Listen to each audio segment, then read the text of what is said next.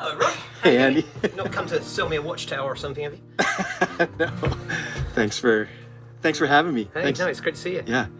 Okay, let's go take a look at your place here. We're out in a place called Ryder Lake. We're sort of about half an hour outside of Chilliwack up in the mountains. Yeah. And we moved out here probably 9 years ago now. So it's a wonderful opportunity just to get out of the rat race. So we don't have, we only just got internet connection here actually. We were on a satellite before that was very slow. Oh, wow. We don't have very good cell. We have our own water system that sort of comes down from a stream up there. Yeah. We have our own septic system down here, and we've got this amazing forest that we feel we're stewards of as much as anything else. It's like, you know, this has been here for a very long time. Yeah. And it was First Nations land, and we feel very, very strongly about stewarding this. But we've tried very much to keep the land as it's been. So we feel really honoured and blessed to be part of it as well. So yeah, it goes down about 10 acres down there. It's about an 800-foot drop. You can. Oh yeah. We'll walk down a little bit and we can show you it. But okay. It gets a bit. I won't take you too far down there because it's not too long that someone broke their leg just walking the. Oh no. It is very, very gnarly. In fact, there was a little girl that was lost about 2 months ago in Chilliwack, and there was a big search for her. It was all over the news. Yeah. And she was found just towards the edge of our land down there. So I spent 4 or 5 hours down there searching for her at one point. Oh, did you? We could hear the search and rescue teams. If you go down there at night, it's about a 300-foot drop you want to be aware of. Oh, As wow. a friend of ours once found out and nearly went, what the heck is this? And it's incredibly wild. We have a cougar around here at the moment. We had 6 bears around. Oh yeah. So it's absolutely beautiful. So even just wandering around down there, you can spend hours and hours down there. Yeah. It's just a joy to have this. So it sounds like I spoke to Helen briefly. It sounds like when you moved out here, you weren't necessarily planning on this, right? No, it was an impulse buy. So just a gift. Biggest impulse buy I've ever made. Yeah. So it wasn't like you were looking for a place that had these things going for it, or whatever. Well, we're living in Walnut Grove, which is part of Langley, a suburb of Vancouver. Which grew. I live there too, right? We live close by. Yeah. And it like grew up overnight. Yeah. So and it's just crazy. It felt like a village. Yeah. And it just exploded because of a lot of suburban growth. Yeah. And so we're thinking we want to get out here, and we're waiting we want both our kids to finish college. Sarah finished, and so we thought, you know what we're going to do? We love the islands. We're going to go and buy a little townhouse somewhere. We'll downsize, and we'll buy a place on a retreat on the islands, because at the time it was pretty cheap to do that. It was pre-COVID. Yeah. And we came out here. We were looking for a townhouse in Chilliwack somewhere, and we got lost. We took that road that you have driven up here, never knowing that Ryder Lake existed. It just kept going and going and going. What the heck is this place? It's called, you know, its local name is Little Switzerland, and it really feels like Little Switzerland. Yeah. And we came across this house, and 4 days later we owned it. It was and 4 days after that we sold ours. Yeah. And it all happened really fast. It happened really fast, and because of the way that the prices went, it looks like we must be billionaires or anything, but it was actually a really cheap property. We had to do quite a lot of work on it. So like you must have just been surprised by the nature. It must be a gift, like that kind of view. Yeah. The kind of view that you have. Yeah, we'll go up to the top and look out, and you can see that. We can walk up right to the top there. That must just be a gift that keeps on giving. Every day it's different. It's like, you know, we love art, and we would put pictures up in our old houses, but we don't have to here because we have living art out the window. And it changes every day. Yeah. You know, literally changes every day. It can be some days where it's a blue sky, some days where the mountains are obviously capped with snow. Yeah. Other days there's kind of clouds scudding through. It has been a surprise. And actually the whole side of living in so much nature has been a great surprise to me. I've learned a lot more about how nature works, just the seasons. And to have bears and cougars in your backyard and the seasons and all that. Yeah, we have a deer family that comes through every day. But we have cougars are a bit more of a problem. We don't love having the cougars around. No, for sure. But we have a llama in the paddock next door, our next door neighbour. I'll just stop and tell you what this bit is actually in a minute. But it's an alarm system for us. So. Okay. And unfortunately, our son Chris died as a result of an accident about 6 years ago, no, just over 6 years. Yeah. So we kind of created this as a memorial garden for him. Narnia lampstand there to remind us. Some of his ashes are in there. So we keep this as a spot because one of the things we felt at the time was that this whole pit had yawned open in front of us, just a horrible dark hole, and as we were praying about it, we felt God saying, well, it is a pit, but build a garden around it. It's never going to go away, but it doesn't have to be, you know, something you fall into and consume your life. And so that was kind of a prompt for us to do this. And so I often come out here and chat with Chris and have a lovely little chat in the midst of it and remember him and stuff. So yeah, this is a special area for us here. So this is one of your ways that helps you with the whole grieving process and stuff. Yeah, grief like is a never-ending process, as I've discovered. It's like, you know, you think back to friends who've lost people and you think of all the words you said, which were very well-meaning and intentioned. You realise now things like, oh, it'll take a few years, you'll get over this, oh, time heals. That's not how it works. It doesn't work you've discovered it doesn't work that way. No, it's like, the way I've described it is, and I think I heard this from someone else, so I don't own this, but it's like a ball in a box, and the box has electrodes, you know, wired directly into the mains.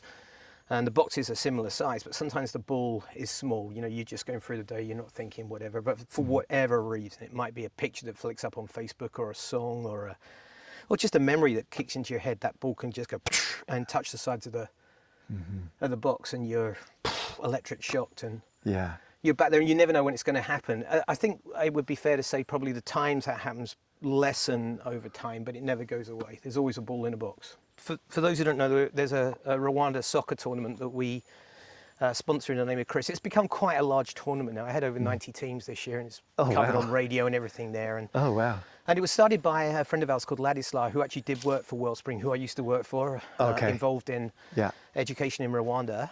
So he started it.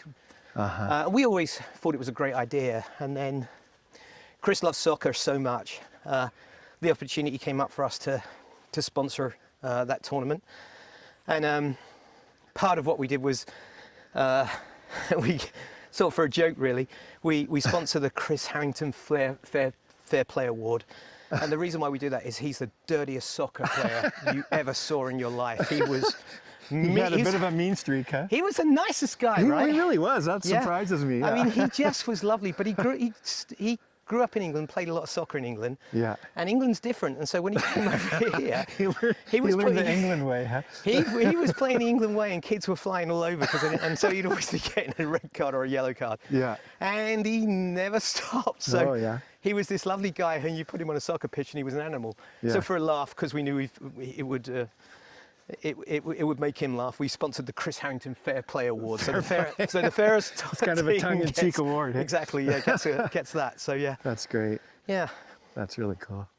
Is that what's your favorite way of getting out in nature? It sounds like you and Helen, you do just walk along the road here sometimes? Yeah, we do a walk along here. I mean, two things for me. One is any time I can be out in nature is a good thing. That's why living here is so perfect for me. So I like a lot of hiking. Sarah, my daughter, and I go hiking a fair bit out around Manning Park and places like that. Oh, cool. The other thing for me is actually a motorbike, which sounds counterintuitive because it's a internal combustion engine and stuff. But on a motorbike, you can get places a car never can. So I'm actually taking off on Monday, and I'm going to just head into the interior of BC.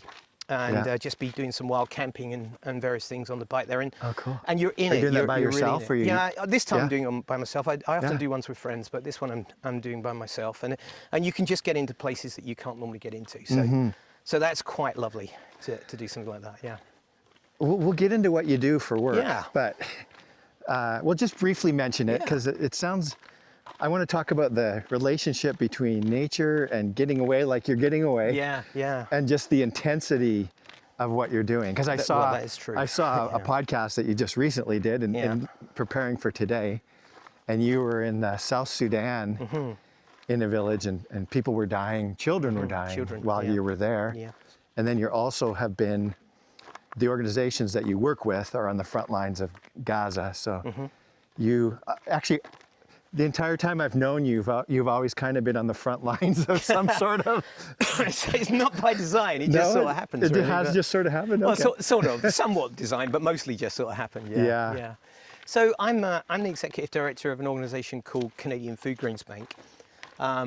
That's an association of 15 different members, 15 relief and development agencies.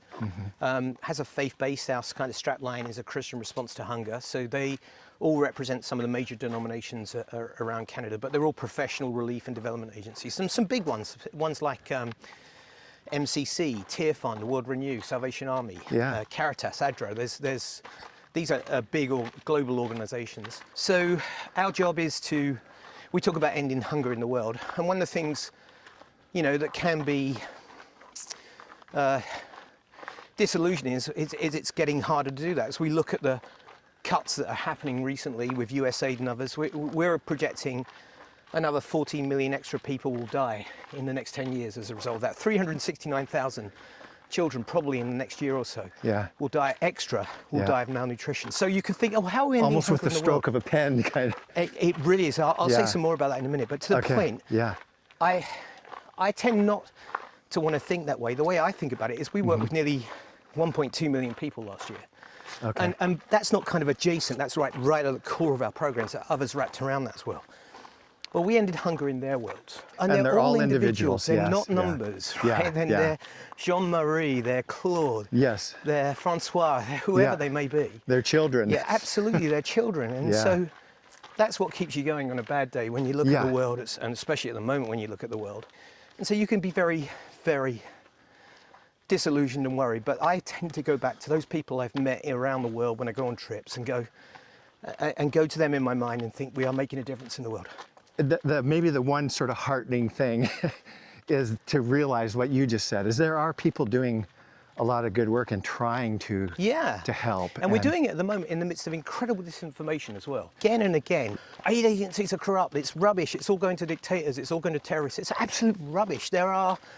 You can point to, there were over 5,500 projects that USAID were involved in. That did incredible good work in the world. They cut poverty, they cut AIDS, they cut the levels of malnutrition around the world. They did incredible work. And so to pick out maybe one small aspect where in a huge global enterprise it didn't go right, and say that defines it, and to not actually publish any evidence about that, just to do some social media tweets or jump on a stage with a chainsaw as Elon Musk did, they have caused unbelievable havoc. You mentioned this, but I was in South Sudan in March, and we went there to look at some of our projects, but what we came across was absolute chaos as a result of those aid cuts. I stood outside a malnutrition center just a little place up on the border near Sudan, and was surrounded by people trying to give me their babies, saying, you've got to save us because this malnutrition center is being closed tonight. At zero notice, and I then found out it was one of 1,100 that were being closed in that country that had been funded by USAID. That's just one country. And as you say, we were in a village where 2 children died the night before we came from malnutrition. So there are people doing amazing work around the world, but at the moment we're in this kind of weird space where social media and where political rivalries or whatever have decided to target aid and target our desire to do good in the world and say that we're the baddie. And it just is so disheartening and disruptive, and it's causing lots of great people to question the work that's going on around the world. Aid works. It stops people dying. And more than stopping people dying, it causes them to thrive and flourish. We have over 500,000 people that are in development programs, long-term development programs that we're doing at the moment, where we're developing agriculture to a far greater degree for smallholder farmers, where we're helping provide long-term sustainability and food security. And the reports we get back on that, and we do monitor and evaluate at a very high level. Incredible progress. It's all under threat at the moment because we've all decided that empathy is apparently a sin now and we shouldn't care. And I recognise here in Canada, we have our own issues. We have a cost of living crisis. There's a lot of need here. And there's no way in the world that I would ever say, don't care about Canadians, just care about the international community. We can do both. We're Canadians. The amount of government money that actually goes on aid outside our borders is approximately 26 cents in every $100. We are not talking about we could take that back and change the world. But we're changing the world of millions of people as a result of spending that money well. This has become a bit of a retreat place because the reality, Rod, is that our organisation, working for its members and the partners on the ground, it's become a life or death organisation. We're at a stage in our work where we're having to choose who's going to eat or not, or rather our partners on the ground are. You know, you're confronted with 4 or 5 different ways to do things, and everyone means that you get it or you don't. Yeah, wow. Another thing is, as all the funding is being cut, the size of the rations we can give are being cut. So we've traditionally always given pretty much close to 100% of rations, and that's really under threat now. In some places we just can't do that. Yeah. And so the reality is that people in my world, not just me, are really facing some significant trauma, actually. And it's not just the trauma of going and seeing these things and being in the village where 2 kids are dying. Yeah. It's the vicarious trauma of getting the emails. I get email. I mean, people have, my email address is public. You wouldn't believe the emails I get from people in refugee camps saying, you've got to help me. Yeah. The vicarious trauma that humanitarian workers are facing at the moment, and also real trauma in the fact that humanitarian workers have become a target around the world. Yeah. Places like Gaza, South Sudan. Yeah. We have lost partner staff in the last... Oh, yeah. Oh, yeah, wow. Absolutely. Yeah. So it's not an easy time. So coming here, bringing it back to your point, yeah. I can just close my eyes and can never put that away. It's always in my head, but this is a good place to retreat to. Yeah. It's a good place to think there is some good in the world, Andy. You know, yeah. There is... I thought I'd get into some of the more podcasty questions. And the first one is, what is life teaching you right now?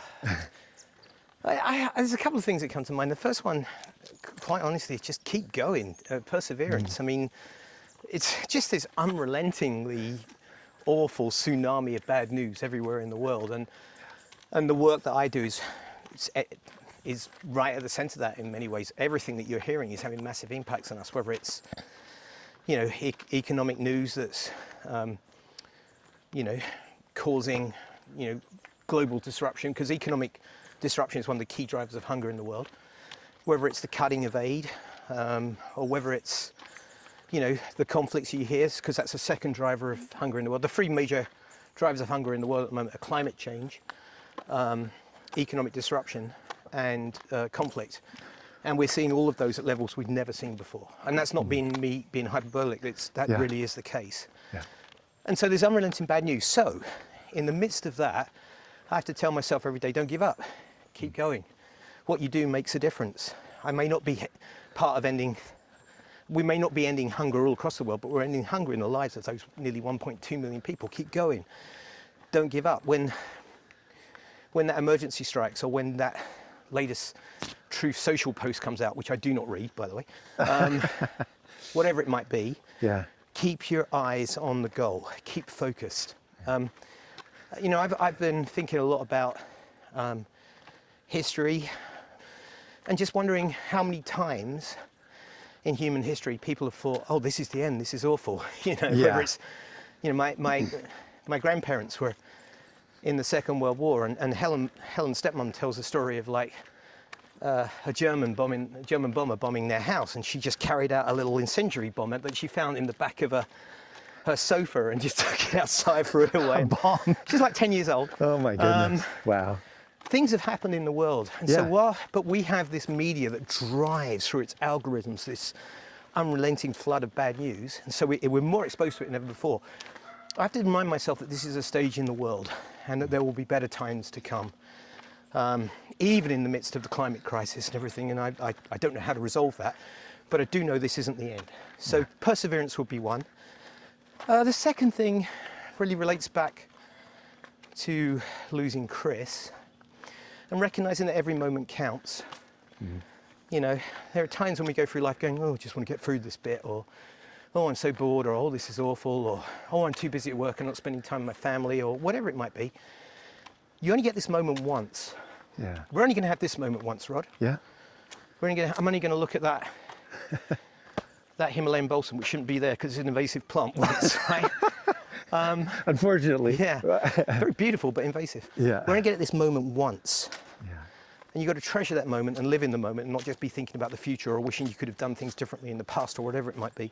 You only get this moment once. So live it to the full. You know, go bite the marrow out of it as much as you can. So I try and remember that. I don't always do it, but it's something that life's been teaching me, especially with losing Chris and realizing, gosh, I would have every moment back with him if I could, and just do everything 3 times as much. But I've got this moment, and I've got the next moments to come, so do the best you can. I think about that. I don't have many regrets as a parent. I feel like we did a pretty good job. You We did the best we could, kids, right? You did, yeah. But I do still sometimes think, in spite of that, just wished I was more present. Yeah, me too. You know? Yeah. I've had a very busy life. Work has been very much a key part of what I do. For me, it's a calling. And there are certainly times in my life where I think I wish could go back. I'll tell you one in specific. When Chris was first born, he was a little toddler. We'd been married about 4 years. I was working in England. I was working on council estates, which would be like the projects in America sort of thing, and working with kids that were, I call them street and trench. Some of them were most of them weren't homeless, but they were really, it was rough areas. So we had a team that we were doing what's called detached youth work. You know, it's very violent areas. We were often breaking up fights and sometimes being at, you know, whatever it might be. And I was very busy. I would go out in the morning, I'd be working in schools all day, go out in the streets at night. I was working 14-hour days. And sometimes I'd come home for about an hour, just grab dinner. Helen was brilliant about it. But one time I came through the door and Chris is just toddling around, and he grabs hold of my leg and he's looking up at me, and I'm just busy. Yeah. He's just hanging on for dear life as I'm running around trying. And Helen just stops me, says, "Your son is trying to say hello." Oh gosh, that was a life-changing moment for me, actually. Yeah. And so no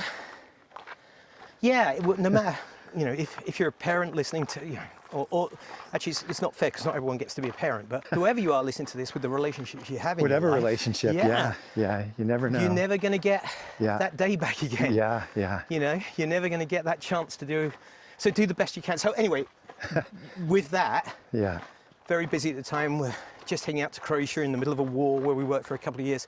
One of the things I learned through that and around that time is treasure your moments with your kids, but I would do it 4 times better now if I could. So, yeah. Have you ever had an experience in nature that just really left a mark? Oh, crikey, I've had a lot. Let me think which one. It's hard to choose which one. Man, around the world, different places that I've been. Yeah, you've seen different landscapes and all that kind of stuff. Yeah, I think actually when the aurora was on, so because we have dark skies, the aurora was unbelievably bright up here. And so what we did was, Sarah was up at the weekend, for that weekend. We were actually going whitewater rafting, so we did that the next day. And so she was up that night. And we took a couple of chairs down and we sat right down near the forest, and we had a 360-degree view around us.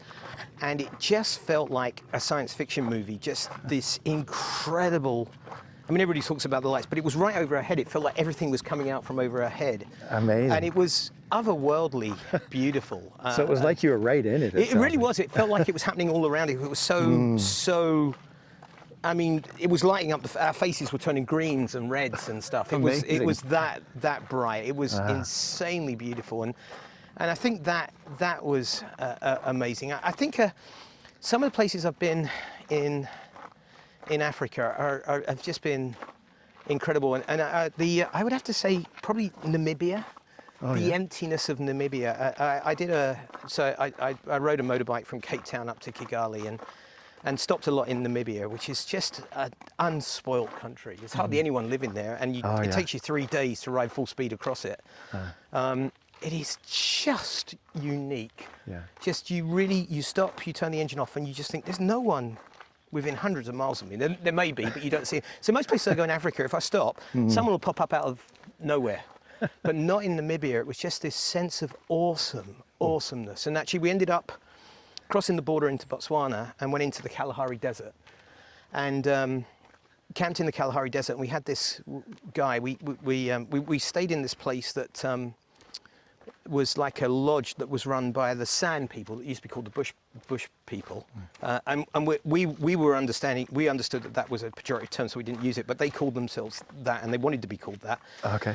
He took us into the Kalahari on a kind of day trip and just showed us how to survive in the Kalahari Desert in the middle of nowhere. Like, see that little bunch of twigs on the ground there, Andy? We'll dig it up. And so I dug it up, and there's a big tuber underneath with about a litre of water in. Oh, wow. If you use that one, it will prevent your erectile dysfunction. And I said, I haven't got to. Anyway, we'll just skip past that. But thanks for showing me. That's it. That's good.